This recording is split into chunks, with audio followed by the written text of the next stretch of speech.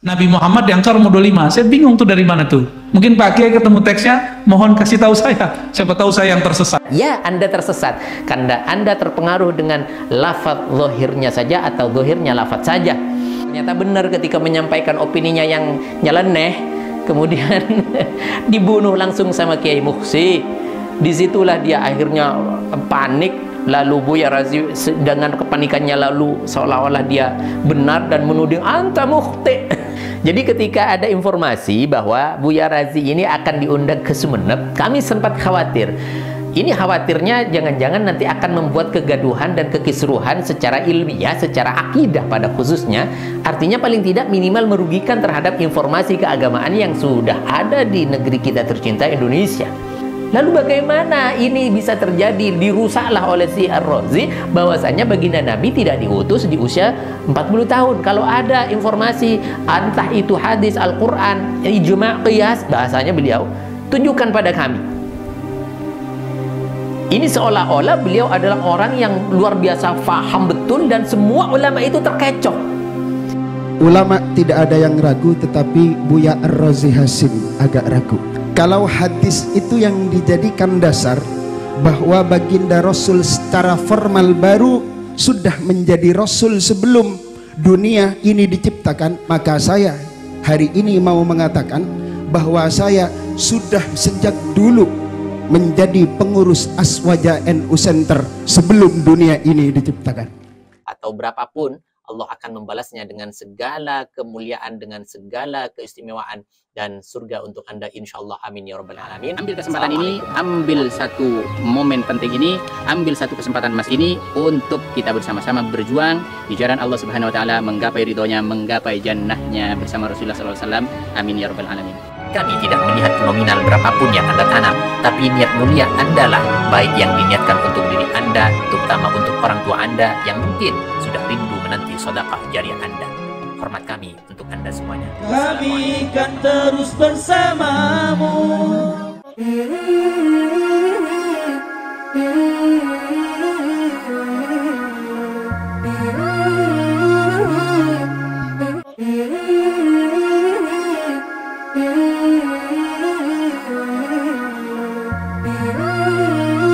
Assalamualaikum warahmatullahi wabarakatuh. Sahabat kaum muslimin, subscriber channel Benteng Akidah dimanapun Anda berada.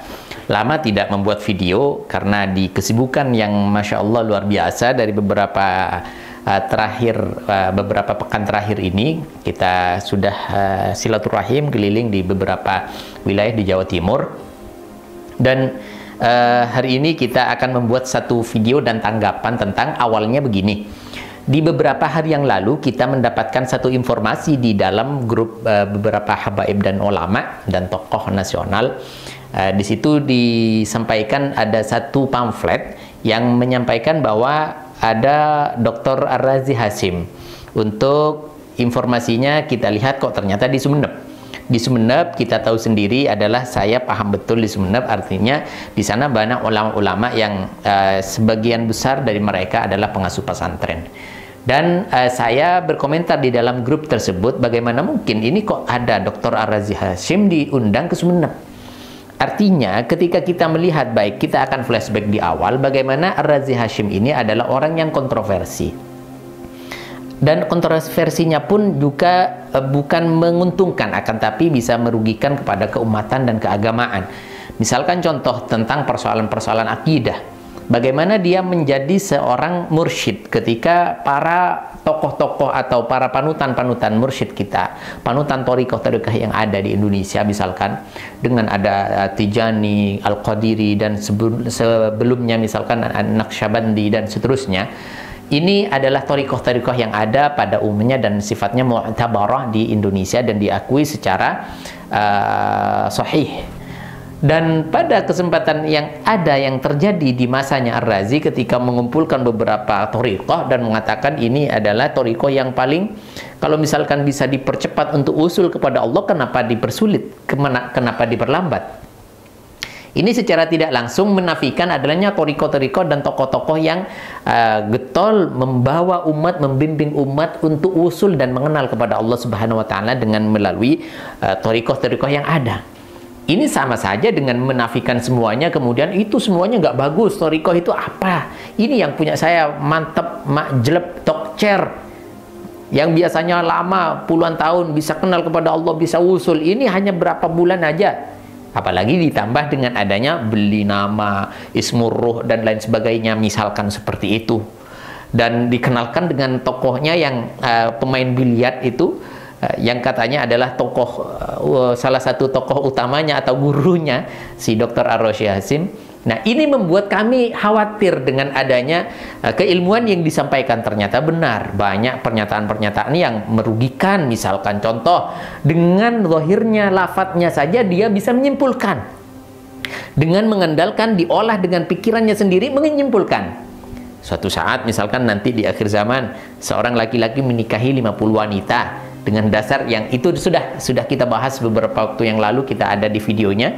Dan ini membuat satu kecurigaan kita bahwasanya ini bahaya sebenarnya orang mempunyai paham-paham seperti itu kemudian dikonsumsikan kepada publik, di mana publik pada umumnya adalah orang-orang yang awam keilmuan dan mereka mempunyai ghirah, ingin belajar. Ketika bertemu dengan sosok yang penyampaiannya halus, santun seolah-olah, kemudian santai, lalu dia akan terpengaruh dan terperanjat dengan nama-nama keren akademis keilmuan, profesor, doktor, abuya, dan lain sebagainya. Orang awam akan terperangah, itu loh maksudnya.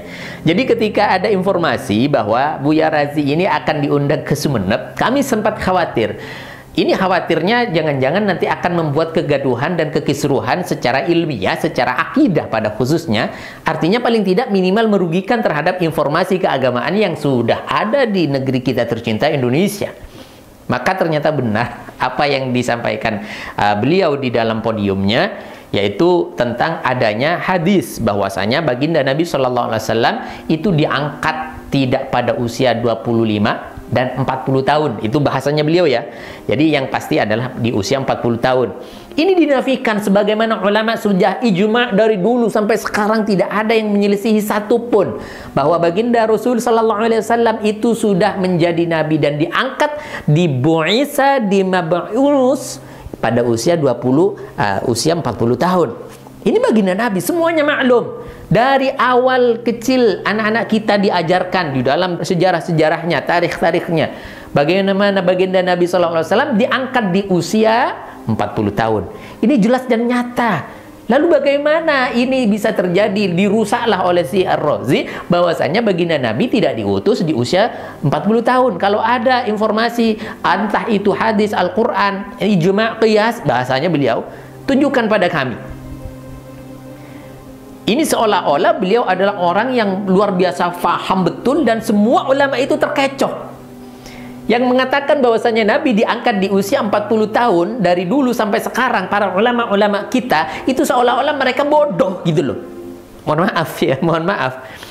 Dengan mengatakan tantangan, coba cari tunjukkan kepada saya kalau ada misalkan, kalau ini kurang lebihnya bahasanya begitu ya. Kalau ada yang mengatakan itu Nabi diutus di usia 40 tahun, baik Al-Quran, hadis, ijma', qiyas, dan semuanya, tunjukkan kepada saya. Siapa tahu saya yang tersesat. Maka sebelum saya lanjutkan, saya katakan Anda, ya Anda tersesat. Karena Anda terpengaruh dengan lafaz zahirnya saja atau zahirnya lafaz saja. Karena di dalam hadis yang Anda sampaikan, Anda membaca tidak selesai dan Anda tidak tuntas, Buya Razi.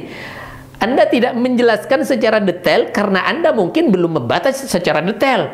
Di mana Nabi SAW pernah mengatakan ketika ditanya mata kunta nabiyan, sahabat mengatakan begitu, bertanya kepada Nabi Muhammad SAW.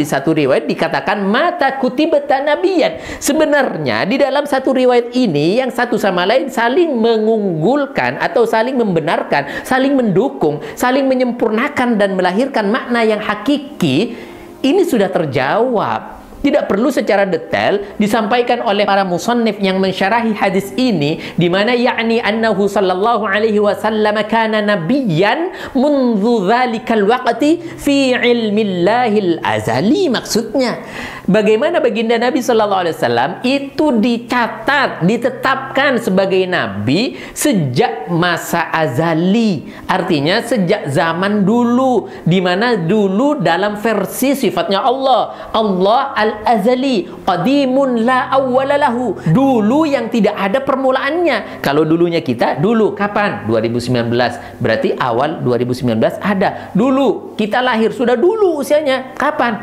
Ya, pertama kita lahir, itu ada permulaannya. Allah azali, Allah itu maha kekal, maha dulu, maksudnya fi malakutihi, misalkan Allah maha dulu di dalam kerajaannya Allah, keratonannya Allah. Apa maksudnya? Al-khalidud daimul wujudi la bada'alahu, bahwa Allah itu langgeng, kekal, awal, dulu, dulunya yang adanya Allah, dulunya Allah itu tidak ada permulaan. Ini yang dimaksud dengan fi ilmillahil azali, dan ini diartikan maksudnya baginda Nabi SAW itu sudah ditetapkan, dicatat oleh Allah sebagai nabi dari masa dulu di alam azalinya Allah. Bukan berarti baginda Nabi ditetapkan sebagai nabi di masa azalinya Allah. Artinya Nabi belum ada sudah ditetapkan sebagai nabi. Artinya sudah diangkat, dilantik. Sama dengan presiden. Presiden misalkan Pak Jokowi dilantik sebagai presiden. Itu sejak kapan? Ya sejak kapan yang ditentukan pelantikannya tersebut, bulan, tanggal, dan tahunnya. Itu ditentukan pada waktu itu dia diangkat sebagai presiden. Tapi Allah mentakdirkannya sebagai presiden di zaman azali dulu, sudah ditetapkan itu. Itulah namanya keimanan kita, qada dan qadarnya Allah, yang harus kita imani bahwasanya semua ketentuan Allah, ketetapan Allah itu ada. Sejak kapan? Sejak dulu. Adapun misalkan kita sudah dilahirkan di dunia ini, itu sudah ditetapkan oleh Allah, ajalnya, rezekinya, jodohnya, dan semua ketetapan nasibnya dan lain sebagainya, itu sudah ditentukan oleh Allah fi ilmillahil azali. Faham maksudnya? Bukan berarti kita sudah menjadi presiden, sebagaimana dalam video tadi saya berterima kasih jazakumullah khairan kepada Kiai Muhsi bin Mas'ud. Masya Allah, beliau luar biasa. Saya menganggapnya beliau sebagai pahlawan di Sumeneb yang menyelamatkan warga atau rakyat Sumeneb yang awam dari penyesatan yang disampaikan oleh Buya Razi. Jazakumullah, Masya Allah ya ammi, barakallahu fikum wa ilaikum ajma'in. Dan saya akan menyampaikan kepada Anda semuanya bahwa di dalam memilah dan memilih pendapat itu carilah yang paling bagaimana dia hati-hati, yang paling ketat di dalam berpendapat, berfatwa, tidak ngawur dan serampangan. Jangan melihat itu profesor, doktor, buya atau apapun saja, tapi lihat ini sesuai dan selaras dengan kita yang punya kitab, kita yang punya aturan, kita yang punya agama, kita yang punya panduan yaitu Al-Quran dan Sunnah dan ijma qiyas ulama kita. Itu yang kita ikuti, bukan karena Anda terperangah cara menyampaikannya ini dan itu luar biasa santun, kalem dan lain sebagainya. Sudah, itu bukan patokan kita di dalam mencari kebenaran. Masya Allah. Jadi kita akan sampaikan kepada Anda semuanya bahwasanya apa yang dilakukan oleh Buya Razi ini dari dulu sampai sekarang sudah dicatat sebenarnya. Maka kita perlu hati-hati dan waspada ketika melihat ada ulama yang suka melakukan kontroversi dan sifatnya merugikan terhadap agama dan akidah. Maka itu dicatat besar-besar di dalam hidup Anda. Jangan serta-merta menerima fatwanya. Hati-hati, pertimbangkan dulu, sesuaikan. Kalau misalkan sesuai dengan syariat dan sunnah, ikuti. Kalau tidak sesuai dengan syariat dan sunnah, siapapun dia, bahkan dia bergelar seorang nabi pun, misalkan di Indonesia laku ya orang ngaku-ngaku nabi, jangan. Maka saya akan menunjukkan kepada Anda bagaimana Kiai Muhsi menjawab beberapa pertanyaannya yang dilakukan oleh Buya Razi, dan Buya Razi tiba-tiba ngamuk. Ya, saya katakan, saya lihat, saya auranya, sejauh saya melihat, memendang, Anda juga bisa nilai sendiri, ngamuk gitu. Kenapa? Mungkin nggak begini. Awalnya sama Kiai Busro, ya, Kiai Busro ini masih juga saudara semuanya dengan Kiai Muhsi, semuanya saudara. Disampaikan bahwa Buya Razi ini adalah pemuda yang potensial. Jadi kalau kontroversi itu jangan dibunuh di podium, jangan dibunuh di panggung. Gitu. Kok tiba-tiba Kiai Muhsi berdiri lalu membunuhnya, membunuh apa yang menjadi upayanya untuk meracuni pemikiran-pemikiran umat Islam yang menolak bagaimana baginda Nabi katanya tidak diutus pada usia 40 tahun, tapi diutus sejak dulu. dengan dasar hadis yang dia salah pahami dan dia tidak paham syarahnya, tidak tahu maksudnya, tidak membaca maknanya apa. Dia lalu tiba-tiba marah, kemudian menuding kepada Man Mukhsi, Kiai Mukhsi ini, anta mukhti. Langsung tiba-tiba menyalahkan. Apa mukhti? Anta tidak paham, anta salah. Artinya fatal. Memaknai, Masya Allah, أنت مخطئ في فهم معنى البعثة.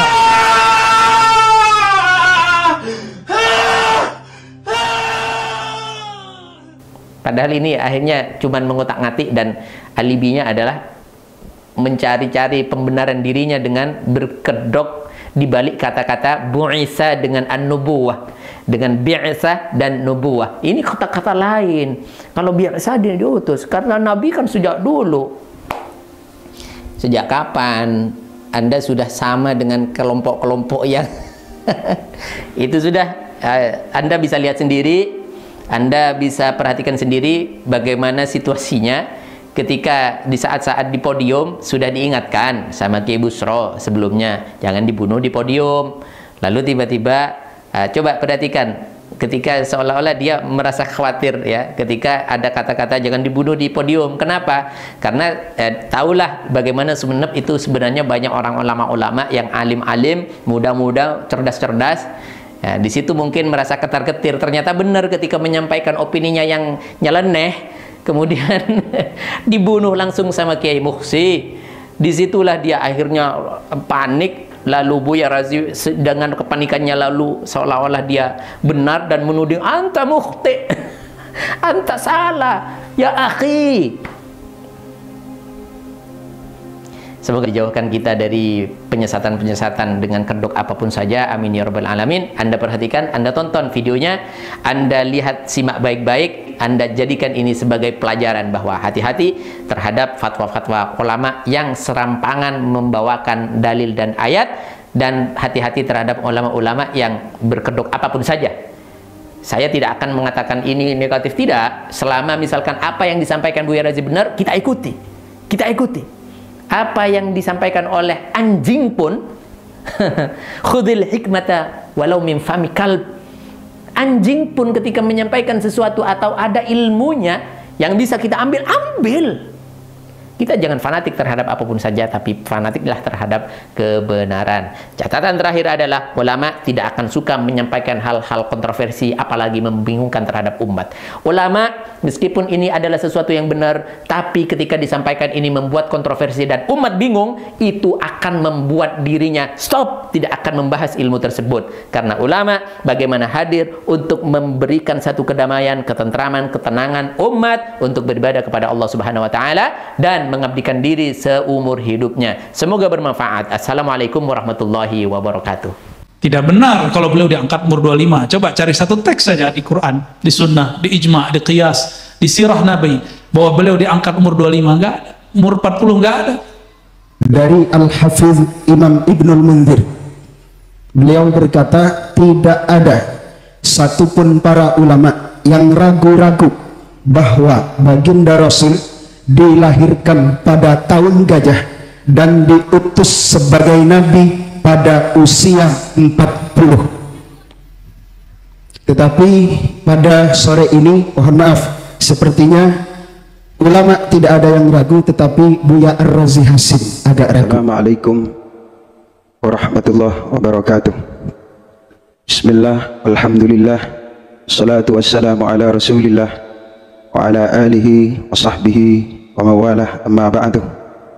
Para netizen yang saya muliakan, sebenarnya saya tidak ingin membuat video tanggapan terhadap tanya jawab yang melibatkan antara saya dengan Buya Ar-Razi Hasim pada minggu kemarin. Cuma karena video tanya jawab itu sudah viral di media sosial, maka saya merasa punya tanggung jawab untuk menyampaikan amanah ilmiah apa yang menjadi perbedaan antara saya dengan Buya Ar-Razi Hasim. Pada tanya jawab pada waktu itu, Buya Ar-Razi mengutip satu hadis yang bunyinya, mata kunta nabiyan kapan engkau ya Rasul menjadi nabi? Dijawab oleh baginda Rasul, kuntu nabiyan wa adamu bainar ruhi wal jasad. Ada riwayat wa adamu bainal ma'i waqtin. Kapan engkau menjadi nabi ya Rasul? Beliau menjawab, di saat Adam masih berada di antara ruh dan jasad, di saat Adam masih berada di antara air dan tanah. Artinya sebelum Nabi Adam diciptakan, baginda Rasul sudah menjadi nabi. Mata takunu nabiyan? Engkau jadi nabi kapan? Apa jawaban Nabi? Adam baina ma'in utin. Adam belum, masih tanah, masih air. Belum ada Adam, saya sudah jadi nabi. Berarti beliau telah diangkat jadi nabi sebelum alam semesta ini dicipta. Makanya pada forum tanya jawab itu, Buya Ar-Razi Hasim sampai menantang para kiai. Barangkali ada para kiai yang tahu nasnya, karena menurut beliau di dalam Al-Quran, di dalam hadis ijma' dan qiyas, tidak ada yang mengatakan bahwa baginda Rasul diangkat pada usia 40 tahun. Tapi kenabian beliau sebelum beliau lahir. Tidak benar kalau beliau diangkat umur 25. Coba cari satu teks saja di Quran, di sunnah, di ijma', di qiyas, di sirah Nabi, bahwa beliau diangkat umur 25. Enggak ada. Umur 40 enggak ada. Kenapa muncul taklim, daras, Nabi Muhammad diangkat umur 25? Saya bingung tuh dari mana tuh. Mungkin Pak Kiai ketemu teksnya, mohon kasih tahu saya. Siapa tahu saya yang tersesat. Poin inilah yang membuat saya berbeda dengan Buya Ar-Razi Hasim, dan itu yang membuat beliau marah-marah dan terpancing emosinya di saat menjawab pertanyaan saya. Padahal di awal membuka kajian ilmiah, beliau terlihat sangat tenang, bahkan berbicara seputar kalbu. Tetapi ketika menjawab pertanyaan saya, beliau malah tampak agak emosi dan mulai tampak kerisauan dan kegusaran kalbunya. Anta mukhti fi fahmi ma'na al-bi'tsah. Kita berbicara bab nubuwah, la bi'tsah ya akhi.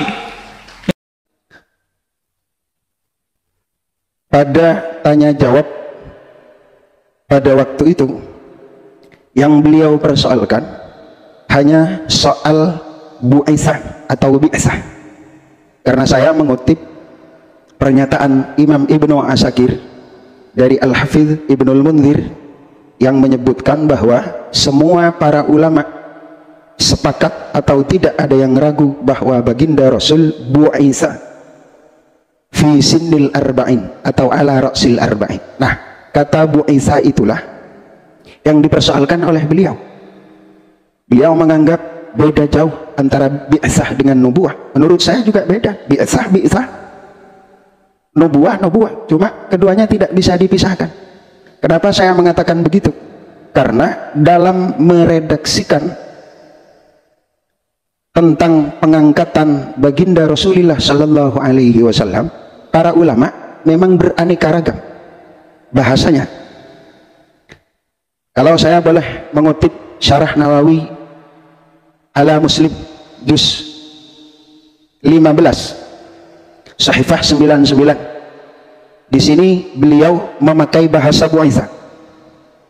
Wa hadzal ladzi dzakarnahu annahu bu'itsa ala ra'si 40 sanah huwa as-sawabu al-masyhur alladzi atbaqa alaihi al-ulama. Apa yang aku sampaikan bahwa baginda Rasul diutus, karena di sini pakai bahasa bu'itsa, pada awal usia 40 tahun adalah yang benar dan masyhur dan disepakati oleh para ulama. Kemudian Imam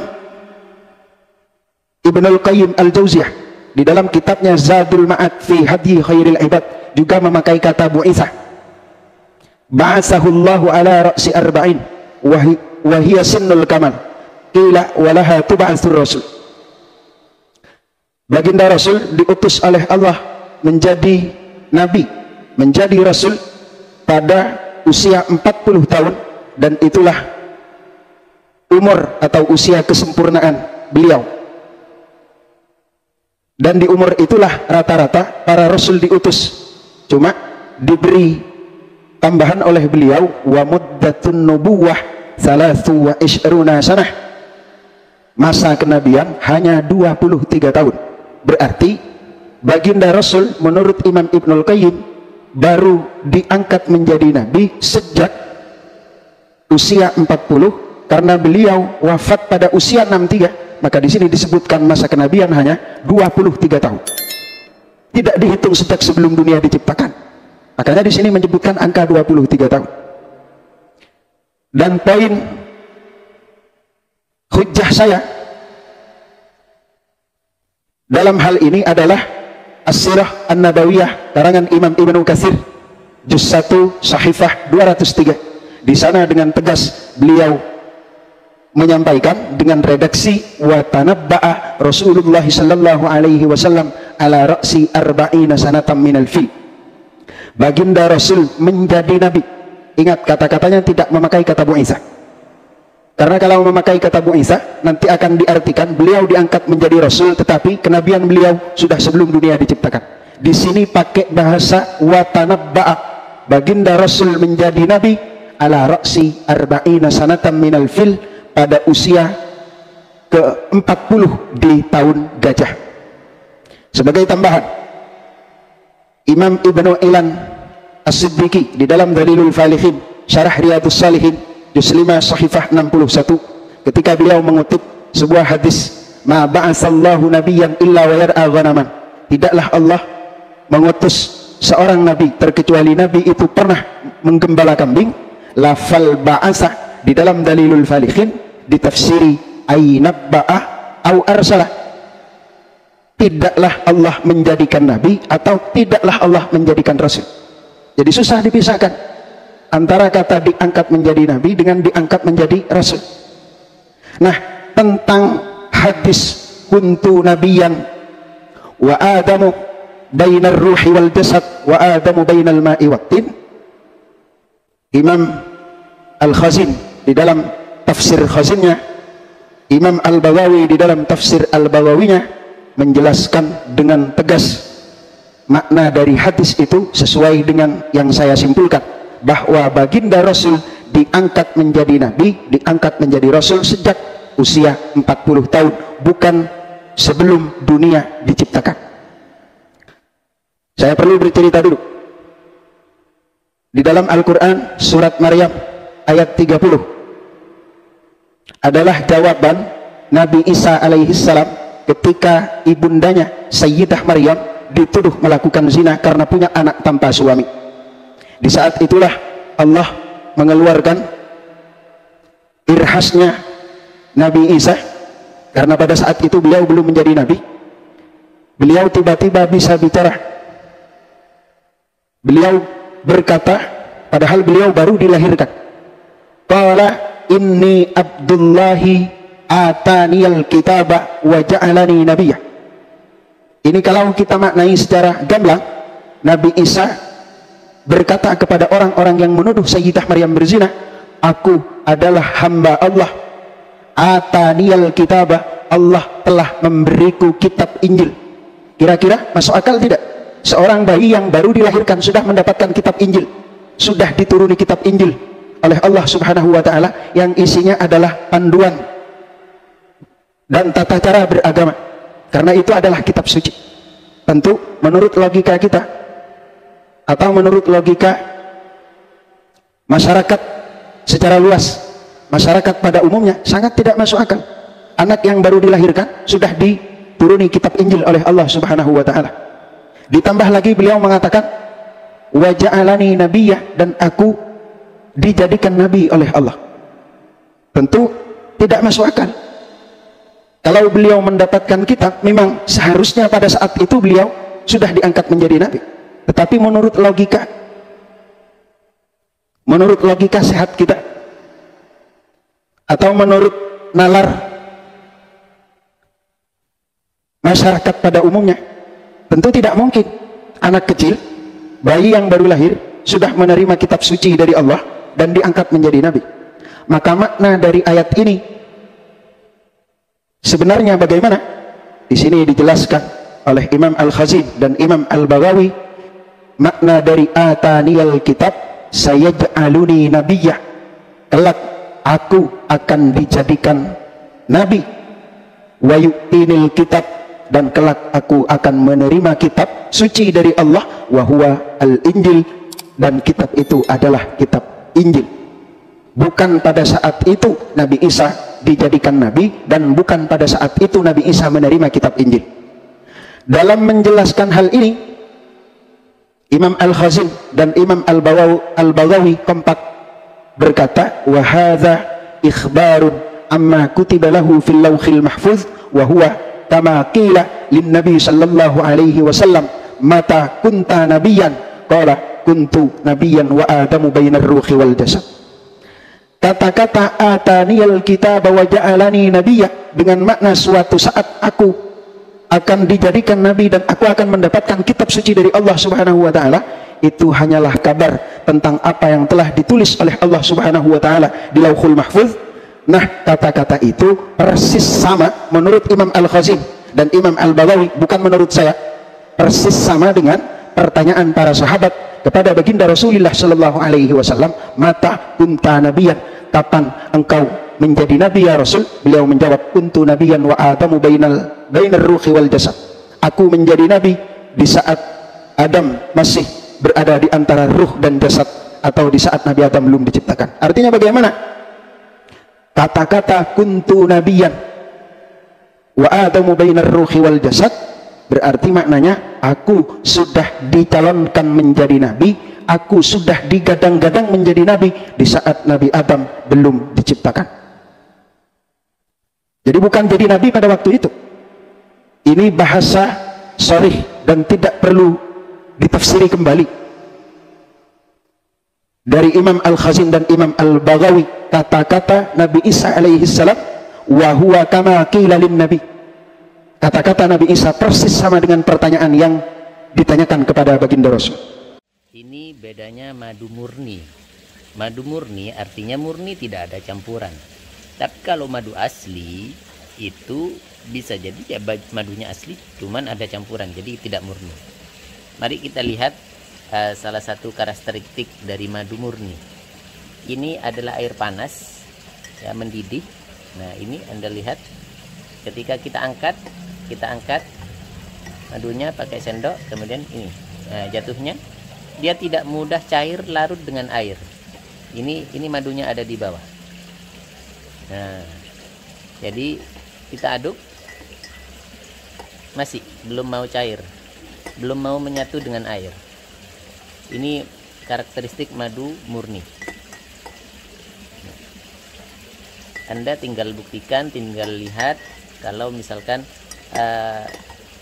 mempunyai madu lalu dicampur dengan air, khususnya air panas, ya, mendidih, seberapa cepat madu itu larut dalam air. Nah, jika madu murni itu agak lama, tidak langsung larut dengan air. Coba kita aduk. Nah, ini masih ada. Nah, itu masih ada di bawah. Itu.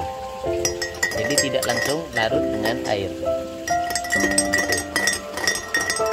Kami biasa mengkonsumsi madu dengan air hangat sebagai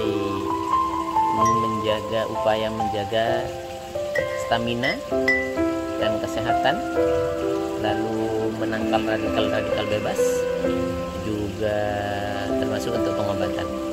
Alhamdulillah kita lakukan itu rutin sampai detik ini, dan sangat jarang sekali kami mengkonsumsi obat kimia. Meskipun dalam keadaan sakit, kami berikhtiar dengan madu. Semoga bermanfaat. Assalamualaikum.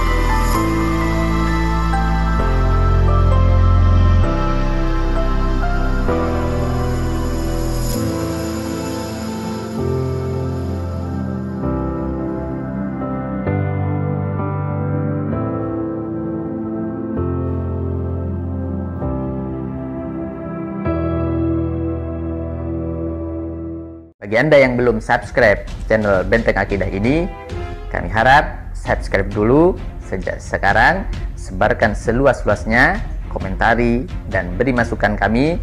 Insya Allah kita akan bersama-sama membangun dakwah ini dan menyebarkan kebaikan kepada umat. Keinginan kami hanyalah semata-mata ingin mendapatkan ridho daripada Allah Subhanahu wa Ta'ala dengan tersebarnya dakwah ini, dengan tersampaikannya risalah ini kepada umat seluas-luasnya. Demikian, jangan lupa sekali lagi subscribe.